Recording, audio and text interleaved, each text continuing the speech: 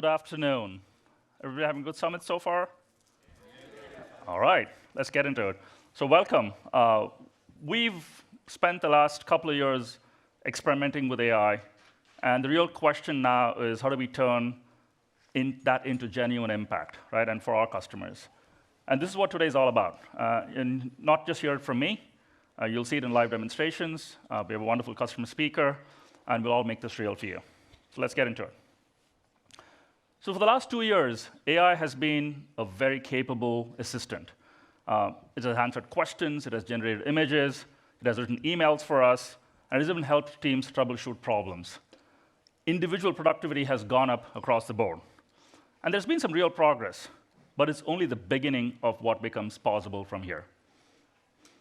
AI has also now come in between the brand and the customer, with more than 25% of consumers now going to AI chat agents to discover product or research information. We've also seen a dramatic rise in the adoption of AI and personal agents, researching, recommending, and executing decisions on behalf of consumers. All of that is great for individual personal productivity, but what about AI adoption within the enterprise?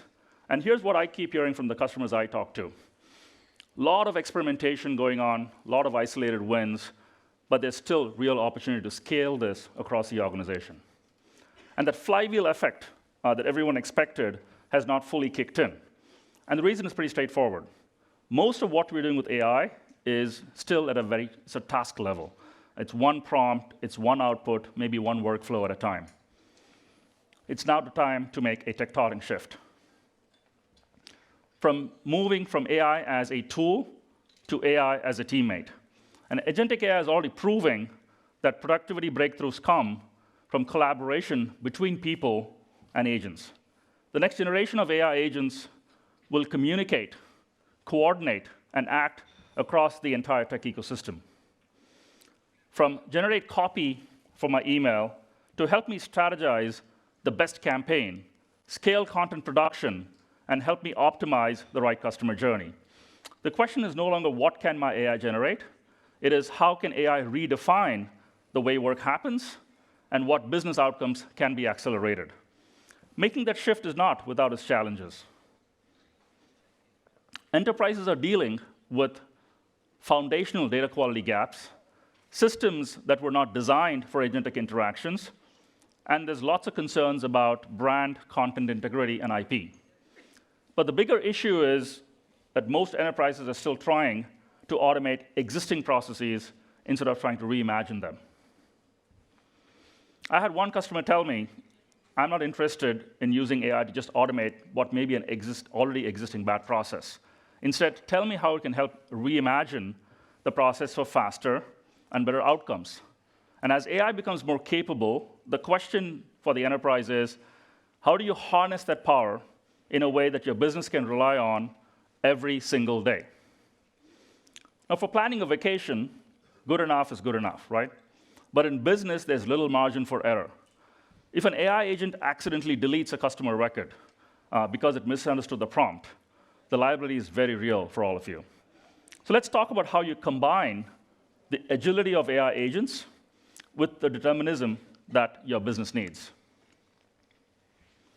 First, your agents are only as good as the data and the context they have access to.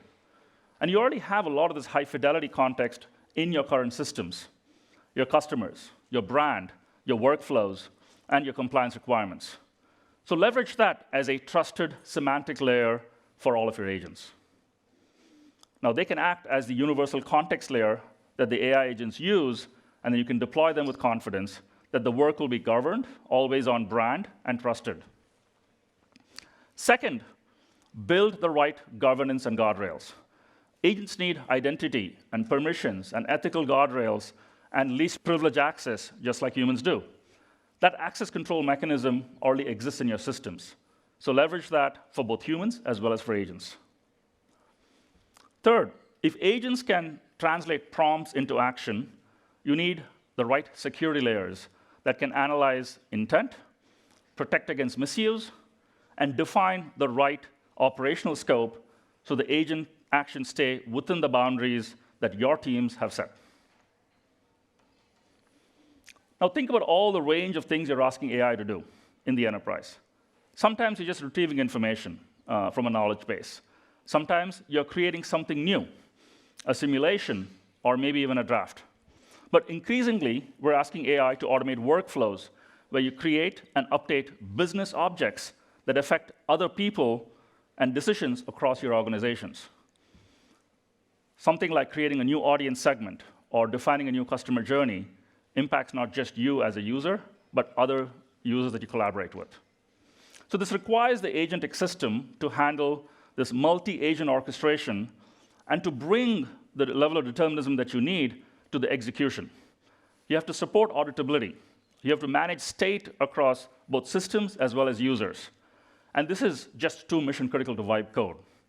So the organizations that get this right will be the ones that master this handshake, knowing when an agent is empowered to act independently and when a human steps in to set the direction. And I know there's lots of questions about the level of autonomy that we want the AI to have. And we look at this across 4 different levels. In the first level, AI is assisted. Right? Humans are doing all the work, and AI is assisting, maybe by answering questions, using natural language to things like product knowledge, or maybe even operational insights. In the second phase of this, we see AI getting augmented, where the agent is now doing some level of reasoning. It's forming conclusions, identifying patterns, and making recommendations. So the Adobe agents we shipped last year, like the audience agent or the data insights agent, sit at this level. Now, this we refer to as human in the loop. Now, in the third phase of this, AI gets much more automated. The agent is executing end-to-end workflows, but of course, within the boundaries that your teams have set, but running with human oversight on the goals and the guardrails, but not at every individual step. And this is human on the loop. And at the fourth level of maturity here, we see AI operating with true independence, optimizing to the goals and self-correcting over much longer time horizons. Now, we're already at the frontier of this level. Many companies that I talked to today are operating maybe at level 1 or level 2, and the near-term opportunity is to get them to level 3 and to learn from it so you can prepare for level 4. Now, those of you that tracked Adobe Summit in Las Vegas a couple of months ago, we introduced Adobe CX Enterprise as this new end-to-end agentic system for orchestrating customer experience in the era of AI. You saw Gina do demo of that this morning on main stage. It brings brand visibility, customer engagement, and the content supply chain together on a common analytics layer, all powered by the Adobe AI platform and interoperable with the platforms that you might already be using. So now it's time to move beyond experimentation. You've already got a strong foundation with the applications you use from Adobe, and it's time to build on it. These are not just systems where data gets managed or content gets stored. This is where work gets done. And it can now support both humans and agents working together in a trusted environment to drive not just productivity, but business growth. So stop counting how many emails the AI produced, and let's start measuring outcomes. It is time now to hear directly from a customer. TUI is one of the leading travel and leisure brands in the world. Let's roll a video.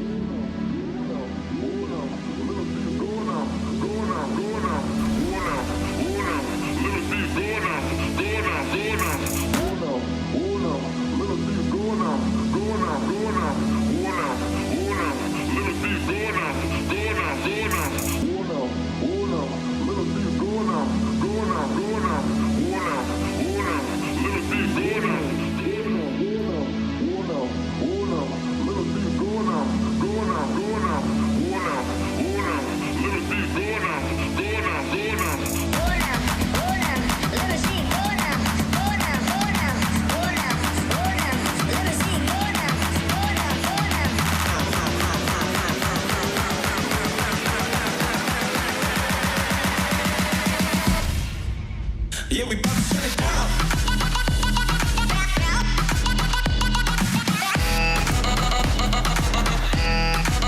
Yeah, we about to shut it down.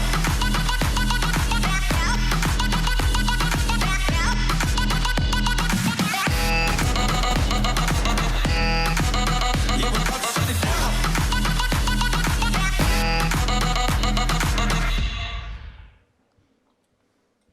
I have a very special guest here to join me on stage to illustrate how AI is impacting customer experiences. Please welcome Amber Pine to stage.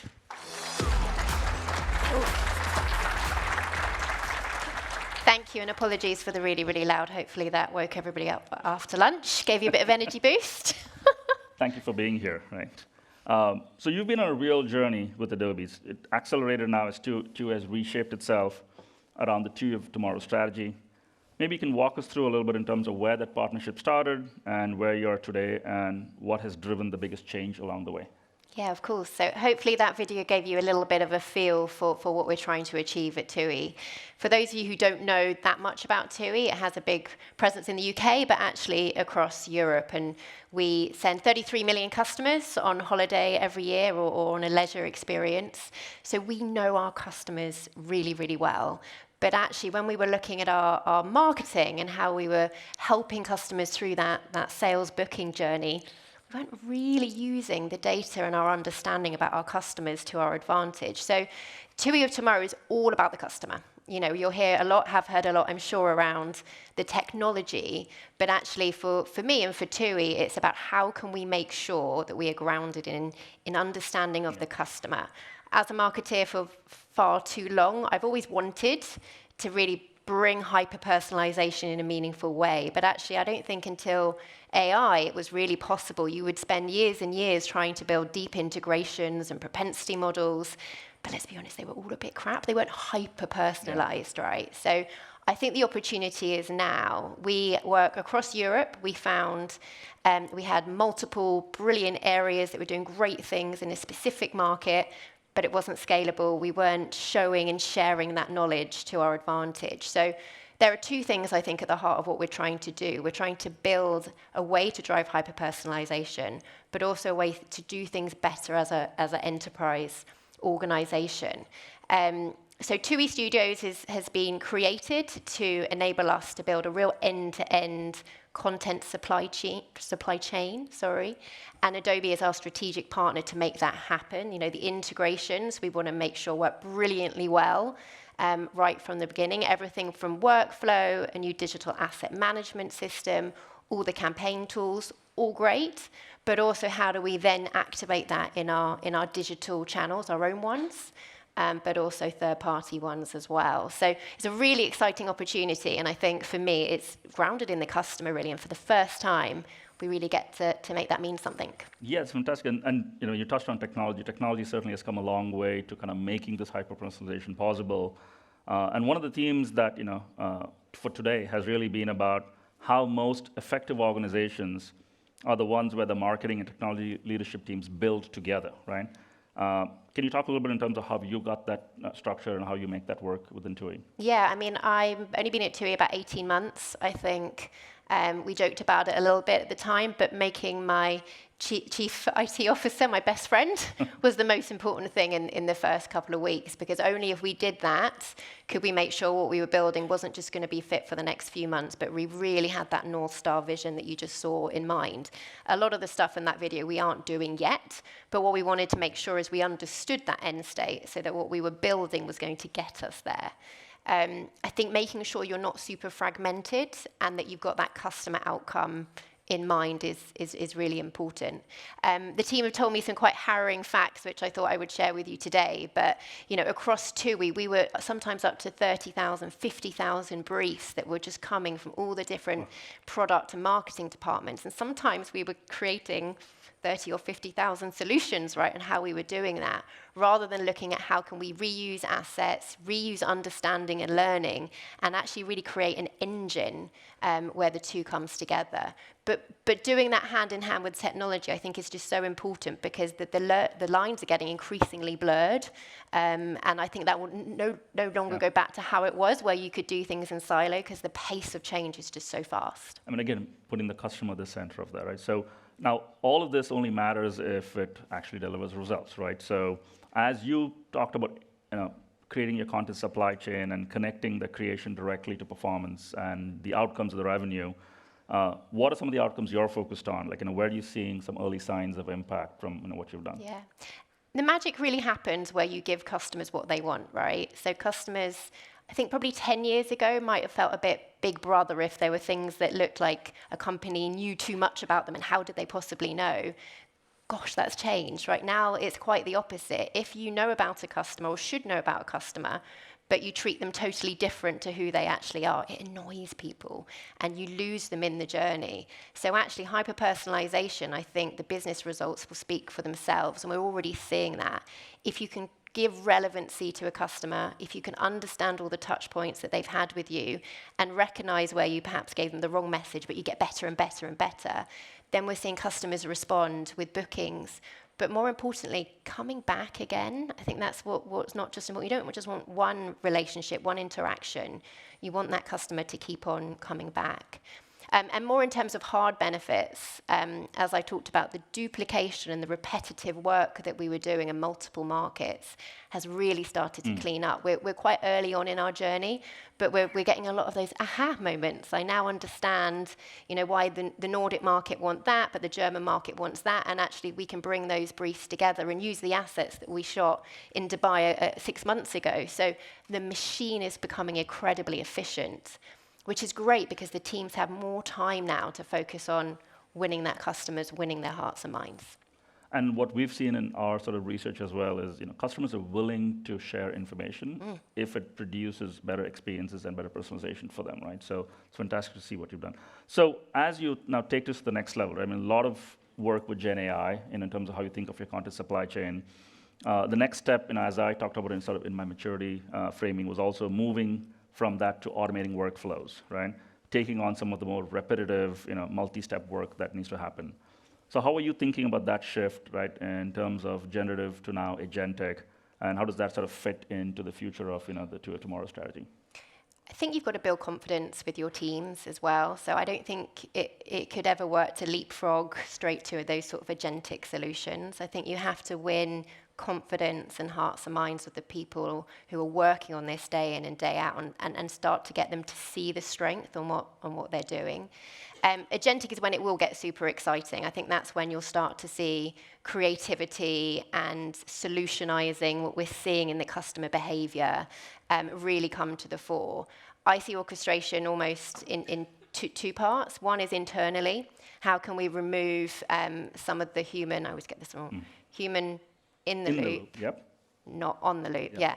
So at the moment, you still need that human in the loop to draw those connections and things, and that makes sense. But when we can start to build the confidence and step them out more and more and get them solving, okay, where do we see that real great commercial outcome? But then the other part of orchestration, which is even more exciting for me, is drawing the dots of where customers are moving across different channels, both our own channels, but also those third-party channels.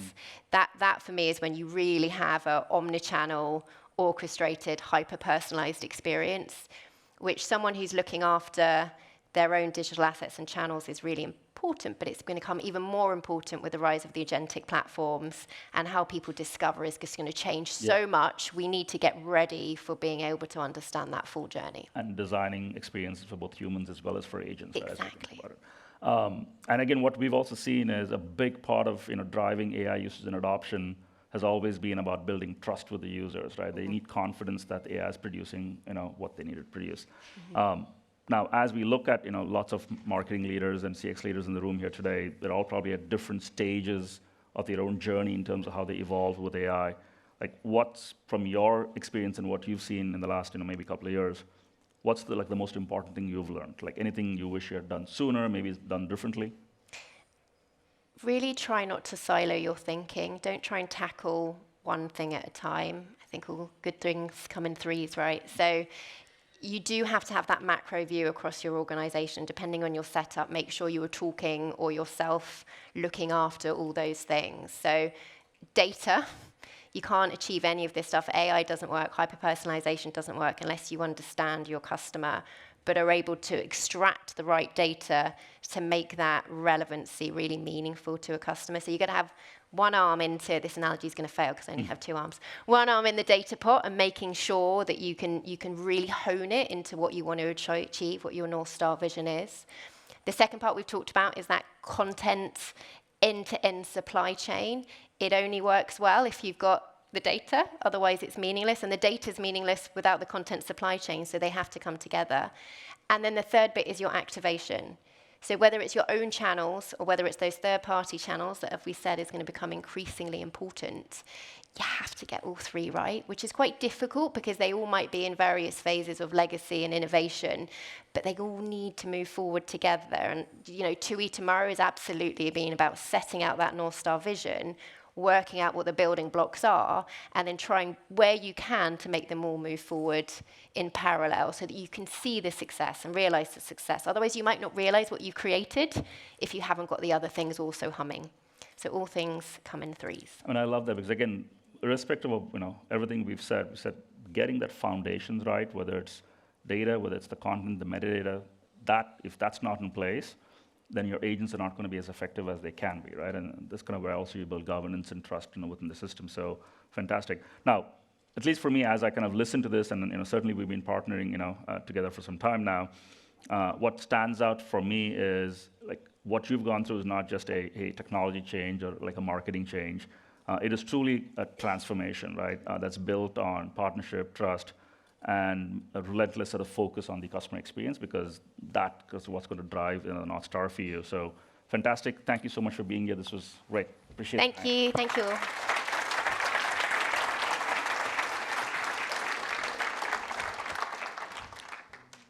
Okay. Thank you, Amber, once again for spending the time with us here. We're going to geek out a little bit, okay? Let's dig in a little bit into the architecture of the platform, the things that power CX Enterprise, and then we'll further illustrate sort of the capabilities through some fantastic demos. And what's really exciting for me is how we're evolving the stack to become fully agentic across the board, and there's a number of different components that make this possible. So at the core of our system here is the combination of two things. A large language model, right, that you're going to use for reasoning and for the intelligence, but also the things we've done around the harness, which is purpose-built for customer experience use cases, which governs how that intelligence is applied in production and can be scaled. So it manages all of the policy enforcement, the observability, right, the agentic loop where it needs to learn, and this continuous cycle where the system builds context, reasons through a plan of execution, it takes action, and then it evaluates the results and then repeats itself, right? So if something doesn't work, it can try, and it tries again. And because, again, the harness itself is agnostic to which model it uses, it can be configured for your customer needs. And the result is a system that just doesn't execute instructions. It learns with every interaction, and it gets smarter over time. Again, this is built on a core platform, right, which is kind of where we deploy and manage all of these agents and the skills at scale.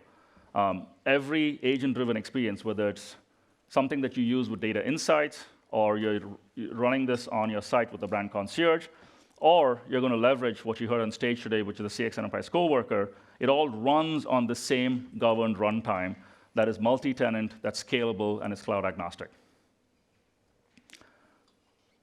Trust and governance are non-negotiable, especially as you think about delivering those personalized experiences. Requirements like managing customer data privacy, adherence to regulations like GDPR, making sure you're always on brand, and you're doing this in a responsible way. And so this request that you make to the system always crosses this governance boundary where the agent sees it, and then the permissions are enforced, and every action is fully auditable, right? So the humans stay in control, whether they're directly in the loop or on the loop, and they set the goals and the constraints for the agents to operate within. And lastly, we think a lot about extensibility and interoperability. Again, you heard this on main stage today from Luke and from Eric. With the introduction of the skills and the tools that we've built into the platform, we're greatly expanding on our ability to interoperate and extend into other systems. So think of skills as reusable packages of instructions that serve as recipes for how to solve a problem and to determine which tools or which APIs to call. And then we have protocols like MCP that support how to make that happen. And these are all used by the harness to execute these plans effectively and then most efficiently, which is really important. And so now customers and the partners can then take these skills and customize them or extend them and bring their own, right, to build this end-to-end CX enterprise capability set. So what does this mean for you in terms of the benefits that you get? One, it's smarter and scalable execution. And the biggest advancement here is how this agentic system executes. And the three things come together here. First, agents can handle much more complex tasks, right? So instead of having to determine what needs to happen, the agents are able to chain these steps of execution, and they're able to recover from errors when errors occur, and they explore alternatives. And it doesn't need somebody from your team constantly intervening to make this work. Second, the workflows that you define can be determined, or in some cases, don't have to be fully predefined. So the system can build a plan on the fly, then it validates it, and then it tries alternatives when something doesn't work. And so this makes it much more effective in addressing this messy, complex scenarios that exist in most complex enterprise environments. And third, you can start to schedule agents to run on your behalf, right? And so whether it's activities like monitoring whether audiences exist or there are duplicates in the system, flagging anomalies, preparing reports for you, all of these things can be automated and scheduled. And even when there's no one in the product, allowing your teams to then focus on some of the higher value activities that they can run. And let's now unpack a few critical capabilities that make this possible within the platform. First, it needs to have contextual memory. If the system doesn't have to start from scratch with every session that you use it for. It infers the business context because it's talking to the systems underneath. It already can pull context from your existing enterprise data and the content that you manage. It can also load external context as necessary. And it remembers this across sessions so that over time, it gets smarter and smarter about how your organization works. Second, we talked about skills and how you can customize them, right? Starting with the catalog of skills that we ship, you as customers, as well as partners, can modify them or reflect the way your enterprise operates. And so, as an example, audience creation in one company may look very different from a different company, so you can take the skills that we produce and customize them so that it reflects the way your teams operate. Third, let's talk about how we've made our UI composable, right? Not everything needs to belong in a truly conversational chat window, but the system can determine what is the right interface for the task that needs to be performed, whether it's somebody building an audience, whether it's somebody designing a journey, or building a new report. All of it can be assembled in line so the user is never forced into or out of the flow, right, if not necessary. And finally, because we are shipping this, the agentic loop produces measurably better outputs. So it requires less hand-holding by the users, and there's fewer correction cycles, right? So it leads to greater confidence. We talked about trust being a really important factor in AI usage and adoption, and this is how we make that happen. So taking all of this together, it really brings the advances into the platform to make this evolution from AI as a tool or just as an assistant to making AI as a coworker really possible. Now let's show you what we're talking about in action, because I think we can bring this to life through some demos. And we have 2 demos for you today, and they're built around the brand Ulta Beauty, right? And in the first demo, we'll step into the shoes of a marketer on the Ulta team and see how the agentic capabilities of CX Enterprise make their teams more productive and drive greater impact. And for those that don't know, Ulta Beauty is a large specialty retailer based in the US. In the UK, you may know them through Space NK. And so to bring all of this to life, let me bring up on stage Natalia Vargas.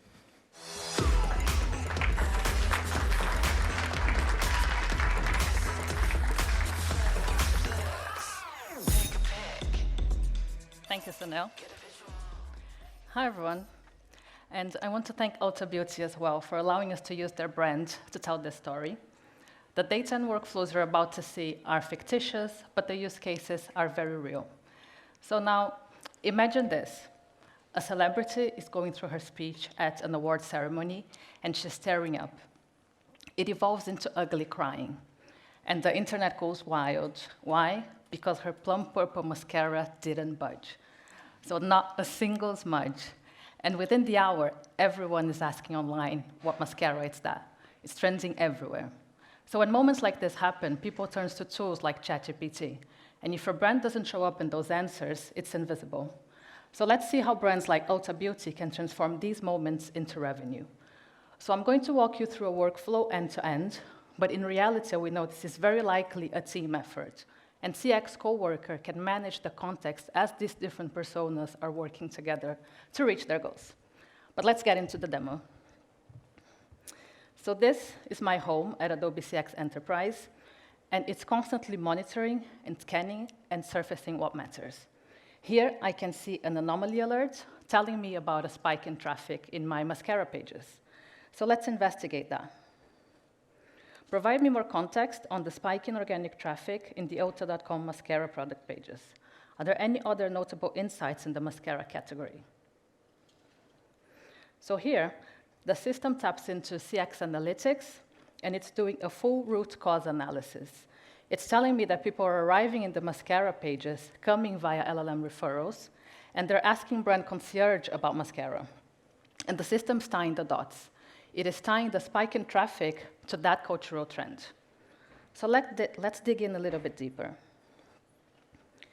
Here we can see a word cloud, and also the plum purple is trending.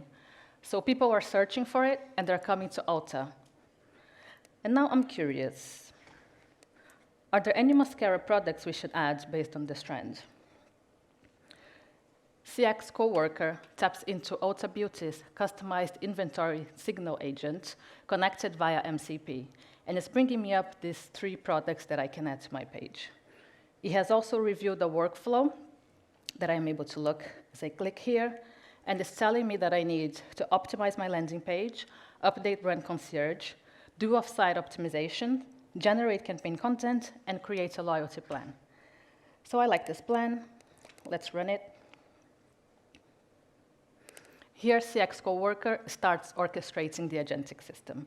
And the first thing I need to do is optimize my landing page. The system has updated my 21 Days of Beauty campaign page to include Ulta Beauty mascara collection. It has added a plum purple mascara, and it even added an ugly cry approved seal. It looks good. Let's publish this one. And this is what I didn't have to do. I didn't have to go chasing assets or manually review brand guidelines. The system has done it for me, and my page is now optimized for both human and AI. Brand Concierge has also picked up on these changes and updated its knowledge sources. So that means that next time someone comes to Ulta searching for plum mascara, the products that I added are going to show up. It has also identified places where this conversation is happening off-site. As you can see here in this Reddit thread, talking about the best mascaras for every lash type. The agent has drafted a response, it has linked it back to my website, and I am ready to go. So we've gone from spotting a trend to being there where the conversation is happening. So that looks good. Sending for review and approvals. Next step in my journey is to create content to fuel day 2 of my campaign. And here, the creative team have built these workflows that you can see to scale on-brand creative production. So that means that me as a marketer, I am able to come in here and create all of the multi-channel variants that I need. So let's review this first one, this last one, actually. So here, the workflow starts with Adobe Firefly custom model trained on the Ulta brand. So each content that it generates, it's going to look like Ulta. It takes what is a simple product shot and transforms it into a campaign-ready asset. From there, Adobe Brand Intelligence validates compliance. We add the content authenticity credentials, and it's ready to send for review and approvals. So let's run it. Now, all of my assets have been created. They're on brand, they're tagged, and they're ready to go. All of my social content is available for me in Gen Studio for performance marketing. And here's a real result from Ulta Beauty. They've already cut down SKU image creation from 4 weeks to less than a week, and asset prep for personalization from 27 days into less than an hour. So that's the power of these workflows.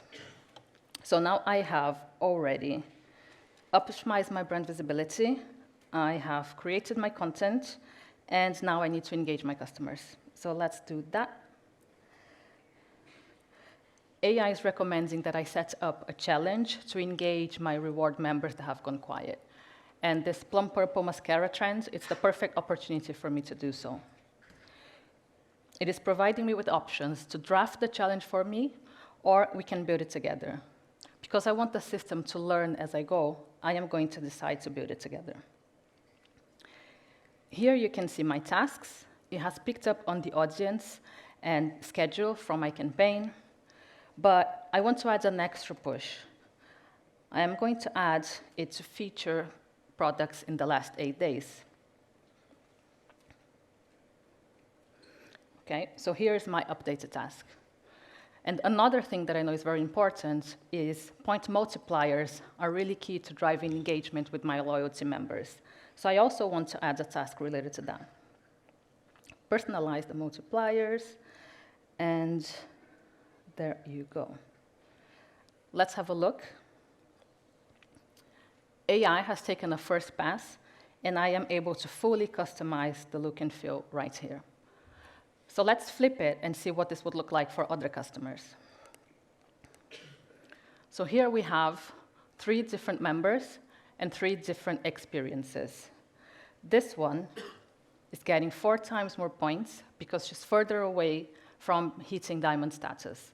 So the system knows the tier status, the purchase history, and what are the things that gets her to act.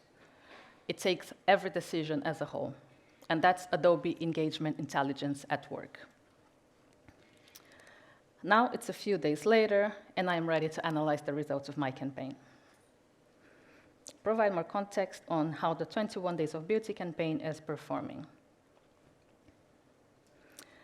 And here you can see that day 2, our plum purple mascara day, is outperforming any other day of this campaign, driving 2.4 times more revenue.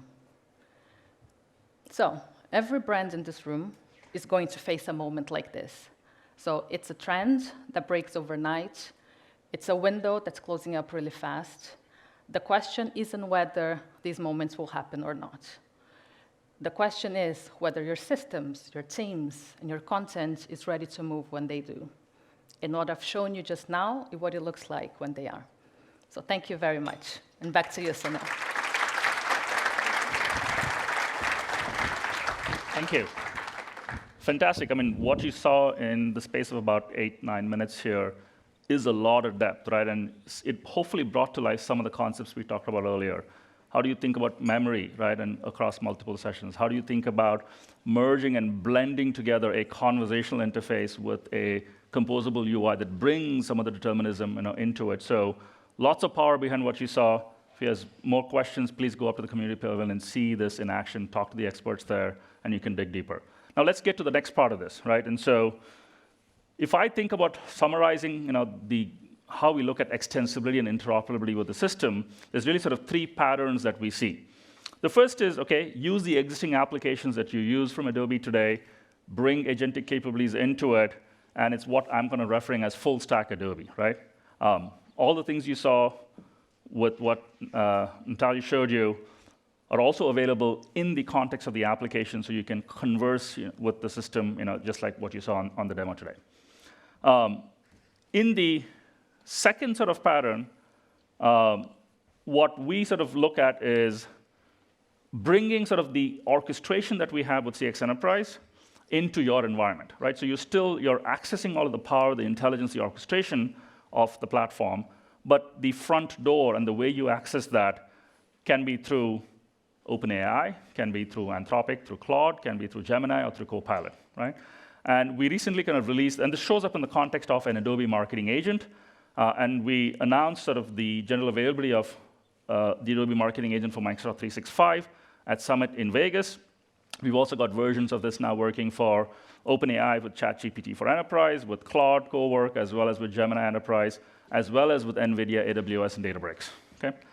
So this allows your users to stay in their natural flow of work, but then still tap into Adobe's intelligence for marketing and CX. And the third mode is when you think about developers and technical teams that want to leverage a harness on your side, but customize and build and extend on what we have to offer. So connecting to our catalog of CX skills, connecting directly to our MCP servers in front of the applications, and accessing the product APIs, you can use your own harness and your own orchestration layers to build solutions that are tailored to your organization. So it's not about one versus the other.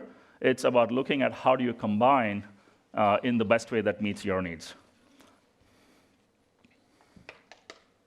OK, to bring this part of it to life and to show you the extensibility in action, I would now like to welcome Sam Birch to come show you a demo.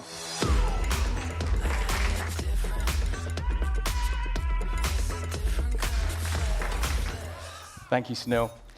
I'd like to start by thanking OpenAI and Ulta Beauty for partnering with us on this vision demo. And while the data and workflows you're about to see are fictitious, the use cases are real. And we've just heard how Adobe CX Enterprise is transforming customer experience orchestration across the 21 Days of Beauty campaign. I'd like to now show you what's under the bonnet and how this intelligence travels beyond Adobe and into the tools that your team uses today. And to do this, I'm going to tell it from the perspective of 3 people who work at Ulta Beauty. Firstly, a Center of Excellence administrator inside of Adobe Tools, then a marketeer using ChatGPT Enterprise, and finally, a developer inside of Codex. So let's get started. So I'm first going to play the role of a Center of Excellence administrator. And you can think of me as somebody who's responsible for ensuring our AI capabilities are built right, governed right, and available to everyone who needs them. Here, I can see everything across my enterprise. I've got my Adobe-built skills, the skills that Ulta Beauty's customized, and how they're all being used together. But I can also see how CX Coworker is grounded in Ulta Beauty's business context. Things like our loyalty tier definitions, output boundaries, promotional calendars, things that used to live inside of spreadsheets, policy documents, and actually people's heads now live here and are inherited by every action automatically. So let's switch back and make sure I've got everything ready for the campaign ahead. And already, I can see an opportunity being surfaced to create a new skill that can connect to our live inventory system and improve product recommendations. This is exactly what I want from a platform that can see everything across my enterprise. It's executing, but it's actively watching, it's learning, and it's spotting things that are missing before they become a problem. So let's go ahead and create this new skill. And with just a click, it's spun up a draft of what that skill is based on what my marketeers have been asking for, and yet it's still grounded in Ulta Beauty's business context. I just need to update it so it can speak to our inventory system and tweak the logic a little bit. So I'm going to edit it conversationally, and I'm going to ask for it to swap the static threshold to something more dynamic based off the category, and add the MCP connection to Ulta's inventory system. Done. So this logic's now in place, and it happened with one instruction. No coding required and no IT ticket raised. But before this goes anywhere near a marketeer, I first need to test it. So the system simulates real-world prompts against the skill, so I can be sure that it behaves the same way every time. And this is the trust layer.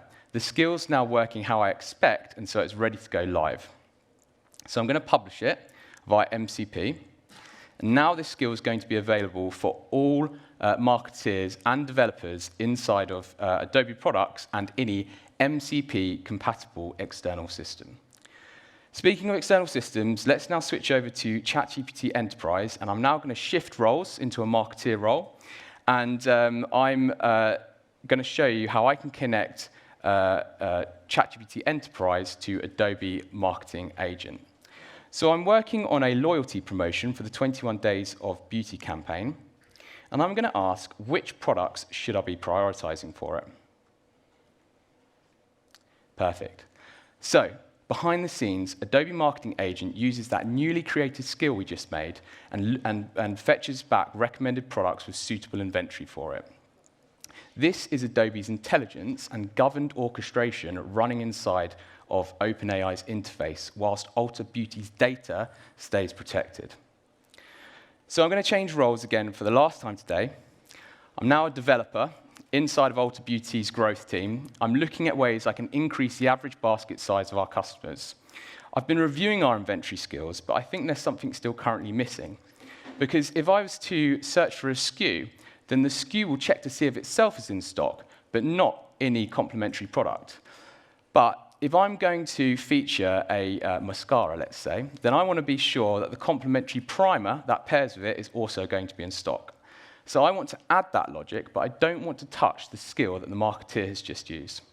So good news is I'm here in Codex, and Adobe Marketing Agent and all published skills are available right here from the plugin marketplace. So I'm going to ask Codex to create a local copy of that skill.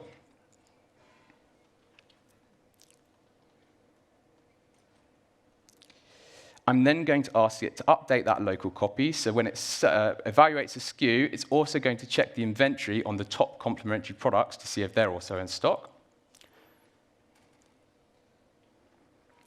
Now I'm going to test it against the 21 days of beauty mascara category. And it works. So this took minutes, and if this logic proves out, I can resubmit the skill back to our Center of Excellence team and make it enterprise-wide. It's personal first and shared when ready. So to recap, we've just seen 3 individuals inside of 3 environments and 1 skill. This is what open and interoperable truly looks like. It's Adobe's intelligence wherever your team works. And with that, I'd like to invite back on stage Sunil. Thank you. Thank you, Sam. Hopefully, again, you got a quick glimpse of how we're providing the extensibility and the interoperability that is needed from CX Enterprise into the other platforms. Now, talking about adoption, you see a QR code here. In April at Summit Las Vegas, we launched the CX AI Maturity Index. It's an interactive diagnostic experience designed to help you evaluate and assess how you make this shift. And so this tool assesses how AI is being applied to power customer experiences across data, content, and journeys, and how effectively it's being governed. So you can see it here, and the AI zone in the show flow as well. And if you're joining remote or virtual, you can click on the URL that you see here. So today, you've seen the CX coworkers in action across all 3 pillars of the Adobe CX Enterprise, orchestrating content, engagement, and brand visibility in a single connected workflow. And you've seen how the same intelligence extends into the platforms that your teams are already using. This is an open, composable platform, and the ecosystem partnerships that we built behind it are a critical part of making all this work. So just one closing thought, right? Make the change. The shift to agentic AI starts now, and you are the ones that are going to lead it. So see this in action. Please go to the other strategy sessions. You can see a lot more detail behind the CX Enterprise coworker in the 4th keynote today when Sandeep Parsa comes on stage. So please do attend that. Attend the remaining sort of breakout sessions. Go to the demos in the show pavilion. Make all of this real. Your teams are ready. The tools are here. It all starts with you. With that, thank you so much.